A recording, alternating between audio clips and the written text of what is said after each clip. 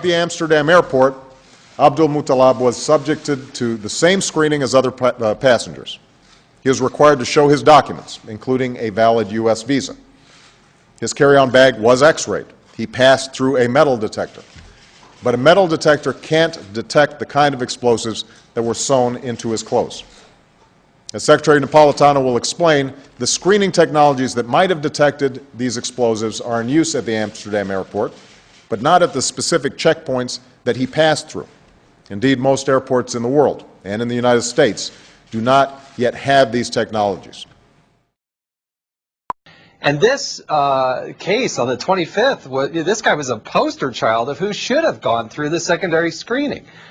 Absolutely, these machines should be deployed nationwide. They should be deployed internationally, and we have reason to use them. Absolutely use them.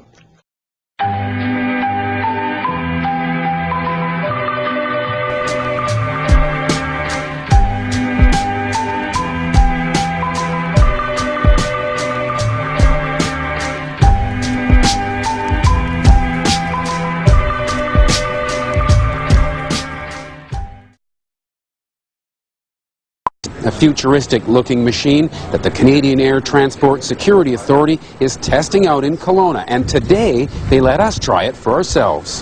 Hands above your head and just... All the air traveler has to do is stand legs apart with their hands over their heads, a bit like a person under arrest might do. Easy enough. And just like that, it's done. Up comes a cartoon-like image of me, complete with red flags indicating where my cell phone and wireless mic were hidden. But there's nothing cartoon-like about the images that are being viewed behind the scenes. In fact, some travelers find the whole thing a little too invasive, so they opted for the old screening method. A little more detail than I'm comfortable with showing these guys right now. Nothing personal. I saw the picture. I don't need them to see that. Thank you very much.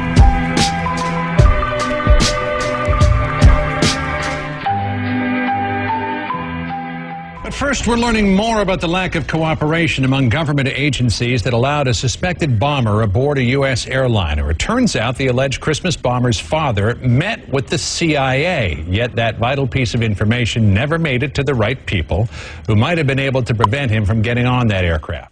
When the suspect's father went to the U.S. Embassy in Nigeria, he didn't just go once. He had 2 face-to-face meetings. There were several telephone calls. There were also written communications. And this generated a report from CIA personnel at the embassy in Nigeria. That report was sent, we're told, by a well-placed source to Langley, Virginia, CIA headquarters. And then it was kept there for 5 weeks. It was not disseminated to the wider intelligence community until after Christmas Day and the attempted attack. What the source tells us is that if that information had been pieced together with other information, the U.S. might have been able to predict this attack and stop it before it happened. Did the suspect possibly have help getting onto this flight? In fact, did this man even have a passport? That's ahead. Yeah, good to have all of you with us. Kurt, I want to start with you because you say you witnessed the suspect at the airport and you saw something that really made you sit up and take notice. Walk us through what you saw in Amsterdam. Sure. Lori and I were sitting near the boarding gate, sitting on the floor. There weren't any seats to sit in. And I saw 2 men, and they caught my eye because they seemed to be an odd pair. One was what I would describe as a poor-looking black teenager around 16 or 17, and the other man, a age 50-ish, wealthy-looking Indian man, and I was just wondering why they were together. Kind of strange. And I watched them approach what I would call the ticket agent, the final person that checks your boarding pass before you get on the plane. And I could hear the entire conversation. The only person that spoke was the Indian man, and what he said was, this man needs to board the plane, but he doesn't have a passport. And the ticket agent responded, well, if he doesn't have a passport, he can't get on the plane.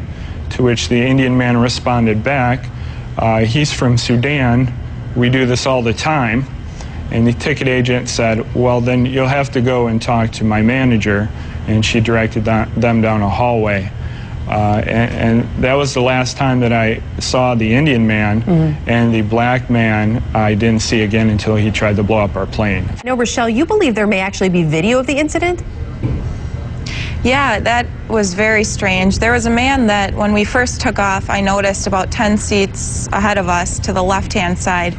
He had a camcorder, and I didn't think much of it. I thought maybe this was his first flight and was just excited. And then when the actual incident occurred, I looked up, and he was the only one standing and filming the entire thing.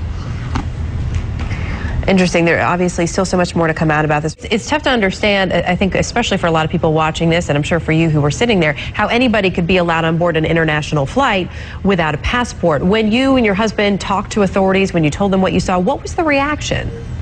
They seemed really interested in what we had to say. They talked to every family. A lot of the families they were talking to them for about 5 minutes or so. They talked to Kurt and I for probably about 15 minutes, maybe a little bit more. At one point, they called over another FBI agent to, I guess, witness what the other one was talking to us about. So I think that they were really interested in what we had to say about what we saw in the Amsterdam airport. However, the FBI and no other authorities have contacted us since then. And does that seem odd to you, or do you figure that's just part of the investigation?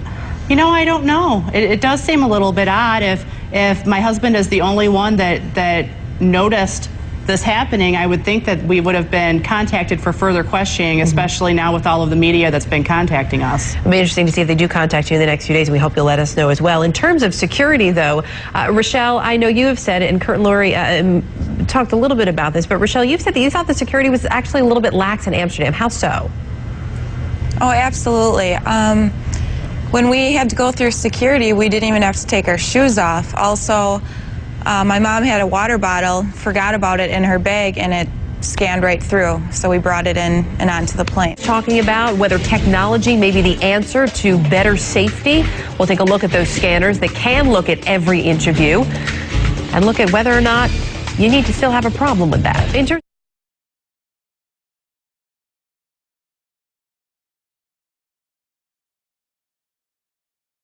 That you have some new information on the 3D body scanners we've been hearing so much about. Could those scanners actually have detected the fact that there was something sewn into this man's underwear and raised a red flag? Well, I was just talking to someone who is very familiar with this technology, and he believes it could.